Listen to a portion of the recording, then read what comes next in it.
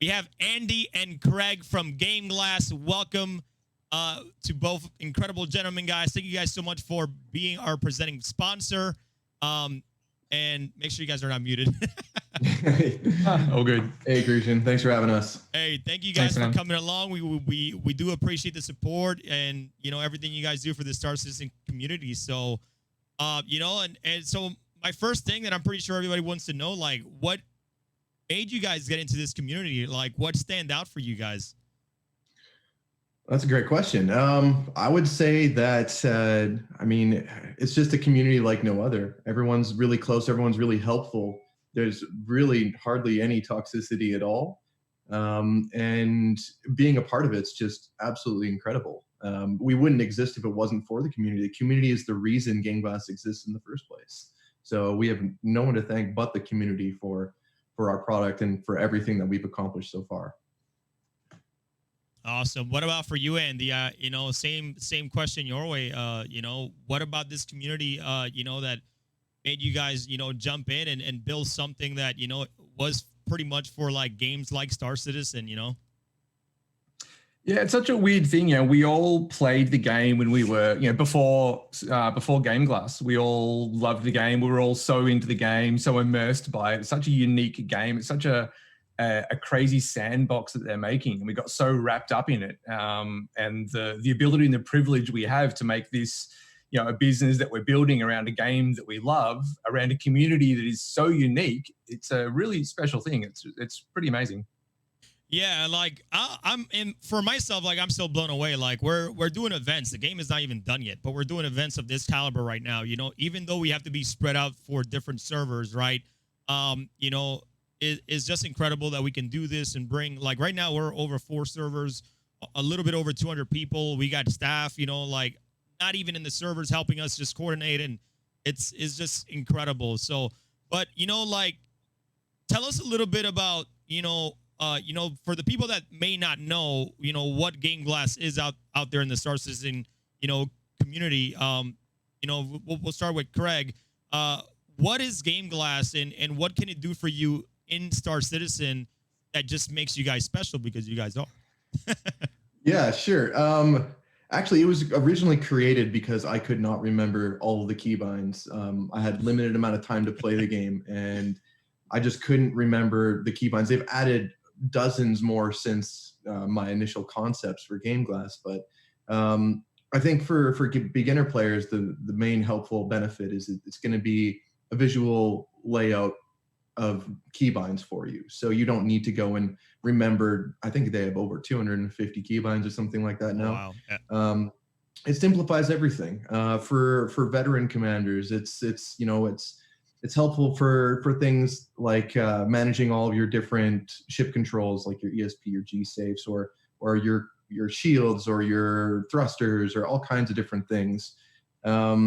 It also helps with immersion, and it just makes you feel like you're part of that spaceship that you always wanted to be part of. So it helps in a variety of different ways, and I think it's different for each person that uses it, but it seems everyone has a unique experience, and everyone seems to enjoy so far. How about yourself, Andy? You guys are part of Game Glass, and I know you guys, also have the same, software that you can use, either tablet or phone, and have it on different games. But like for Star Citizen itself, like what was it the game itself that made you want to create this platform, kind of like Andy, or was that a different story for yourself? No, it really was. It actually really did start with Craig's concept for laying out a screen, an interface screen that will let him, just tap the buttons for the stuff in the game. And it was such a cool idea, and it is so satisfying to play that when the first time you can just reach out and you tap the quantum travel button on your tablet, and it lights up and you jump into quantum. Or for me, honestly, it's the auto land and landing gear buttons. They're right next to each other. I tap them both, and I'm right above the pad, and I just settle down in my ship. It's just these really cool, immersive. It feels like you're kind of taking part of the control of the game out of the game and putting it on your desk, and it just feels really different when you just touch that interface like that. and it really feels like you're playing the game in a really different, more immersive way. And that was really amazing. And we did that for Elite Dangerous as well, which is really cool. And we're doing more of it for Star Citizen. But that feeling of interacting with your games in this way, you can't get just with the mouse or with the keyboard. And it's pretty cool. Very nice, man. That's incredible to hear. And I know you guys teased something, a few days ago, but we'll get to that in a second. I think that what the people want to know at home is, what is your favorite Star Citizen ship? Ooh. I've got it's always been the Star Runner. The Mercury Star Runner for me has always been my favorite. And it's so close. When it first came out, I thought, I'm not going to get that. It's going to be like the last ship they make. I'm never going to get it, but it's got to be the Star Runner. Man, that thing is just the best. That asynchronous, that shape of it, the ducts under the main deck, that's pretty sweet. That's awesome. Well, what about for you, Craig? Oh, that's tough because there's so many that we really haven't got to play around with yet. I'm excited for the Corsair, but I think for like in game right now, I'm gonna say the Raven. The Raven, very, very nice, very, very nice. Yep. Yeah, the Mercury Star right around the corner, Andy. So hold on for that one. I'm excited to jump on it myself. For myself, mine is F8 Lightning. I've been playing the game for quite a while, so me and combat is fun, is super, super fun. And since I've ever seen the F8 Lightning, I was like, dude, I love this. It looks incredible. I even have it. I got it printed on a tempered glass in my PC, so it's living there as well. Nice. So yeah, so it's pretty incredible. So to get a little bit forward here, I know you guys just released a little bit about Forge, and that's coming out. Without sharing too much, so that way the community doesn't lose their minds in chat. But what is, in a smaller way, what is Forge, and is there an ETA for that here very soon? Let's let Andy answer that because I always end up giving too much information away. That's totally fine. No ETA. Where I think we've learned from every games company that we've been dealing with, and every games company that we've all seen doing this, we're just not giving ETAs because you never get it right. So we're just not going to do that. But we'll have some more news on ETAs and alphas and betas and stuff later on. But what Forge is about letting our users make their own shards, essentially. Oh, wow. These experiences, as Craig said, they are best when you are creating something that you feel makes your game more fun, whatever that thing is. Now, we're creating what we think makes some games more fun, and we think we've obviously done a pretty good job with some of that, but there's experiences that you probably want for Game Glass that don't exist right now, or you want some experiences for games that we don't support yet.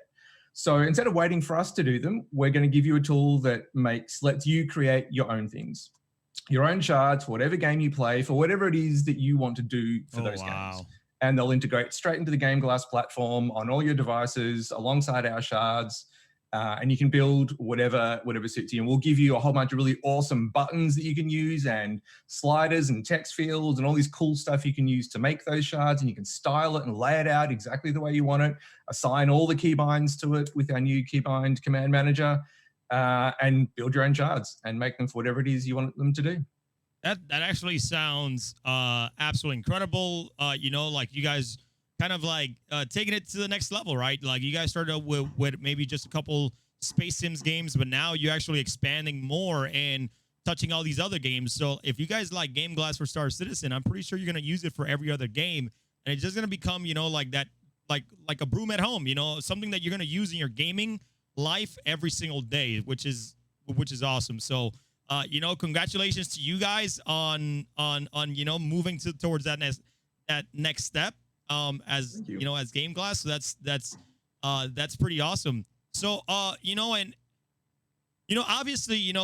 these events are just they're super immersive. Like maybe next year is when we'll get better servers. But like what interests you about something like Atmo Esports, like us doing events in game? Like was it because of the game, or just like this is something that you guys just wanted to be a part of, or like what made it interesting for you guys to like be the presenting partner for Atmo Esports?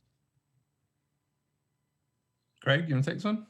Yeah, as for the events, I think these are integral to keep a community feeling alive, and not only that, but because it's such a great community, it brings everybody together, and especially in such a time of despair right now with everything that's going on in 2020.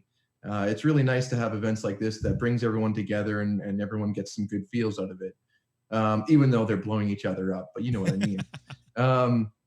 Yeah, so as for Atmo Esports, I mean, we just love the community. We love what you guys are trying to do here. All of the events that you've put on so far have been great. Like all the Daymar Rally stuff's been great. We met Corsair at CitizenCon in 2948. I can't keep track anymore. I have a thing right was it 2949? That's what it was. Last year. Okay. Yeah. Okay. So Frankfurt. Yeah. So and meeting him was great. We got to chatting, and everybody that works in the community and is involved in Star Citizen in some capacity, we're all friends, and we all communicate, and we all get along really well. So this was a no-brainer, and we're just happy to be a part of it, honestly. Yeah, thank you guys so much, man. Like, a lot of these people that, like, it's all community, like you said, right? Like, we're all volunteers. Like, I'm volunteer. Like, this is something that I love doing, for the community, to kind of give them, something to rally around, and to know, like, hey, like, we may not have this in the game for now, but look at what we can do right now. Look at what we can do right now, and look what we're going to be able to do later on. Like right now, we don't have like repairing in the game. We don't have, medical yet. We do have the medical beds and stuff like that. But right now, like in Hurston Hurt Locker, we have Quantum Jump Medical, who actually comes with their colorless reds, and you can spawn from there. They actually bring food trucks. Like what other game has that? It's really cool. And you mentioned before that, doing this in an alpha game is always a challenge, but look at the turnout we're getting for an alpha game. Yeah, you can just imagine what it's going to be like when this game releases, and the community is going to be even stronger. It's going to be amazing. So when are they going to change the Moby Glass name to Game Glass? I'm just kidding. I wish. I'm just kidding on that. So, something that I didn't really touch on, but like, so that way everybody, I'm pretty sure people in the community know you guys, right? But Craig, what do you do? And Andy, you can probably just go right after and just say what you do at Game Glass. Maybe talk about that just a little bit. Yeah, sure. Just a heads up, you've actually got Andy and I's labels switched up on stream. So do I? when you say, yeah, so it might be just confusing for some people, but basically I handle all of the creative right now. So I do all the design work on the website, the shards, the host software, everything. But on top of that, Andy and I deal with loads of upper level stuff as well. So that's kind of what I do, all the creative. Very nice. I do everything, most of the things that aren't development. I'm the only non-technical person on the team. I can't code. I'm not a designer by trade. So all the marketing stuff, all the business stuff, that's where I come in. But I think one non-technical person on a team of 8, I think that's a pretty good ratio. Very nice. I got your names fixed now. Okay, so I do apologize all for good. that. All good. The whole scramble where like the stream wasn't working properly. I'm like, trying to jump around. So, anyways, before we get into the Hurston Hurt Locker and get this action going, is there anything that Craig and Andy, anything you guys want to say to the Star Citizen community? Yeah, I just want to say, look, it's this event and the rest of the events that you run are really, really unique. When Corsair reached out initially and we had a conversation about this, it was an absolute no-brainer for us. You guys have run some incredible events. The community in Star Citizen is where we come from. We wouldn't be here without that community. You guys do an amazing job for the community. The events themselves are fun, and they're so cool to watch and so cool to be a part of. It's an amazing thing that you guys do to get these things going. And the Hurston Hurt Locker is super cool as well. I can't wait to see the Carnage coming up. Daymar Rally is always good too. So you guys do a killer job. These events are amazing. If we can give back to the community by helping out in any way, then we're absolutely excited to do that. So it's going to be a fun event this weekend, and looking forward to the next ones coming up for the rest of the year. Awesome. What about you, Craig? Is there anything you want to, let the community know out there? Oh boy, I think Andy pretty much covered it. We're just, I think we're just super grateful that we get to do this. This is, we all love games. Everyone on the team has come together because of games.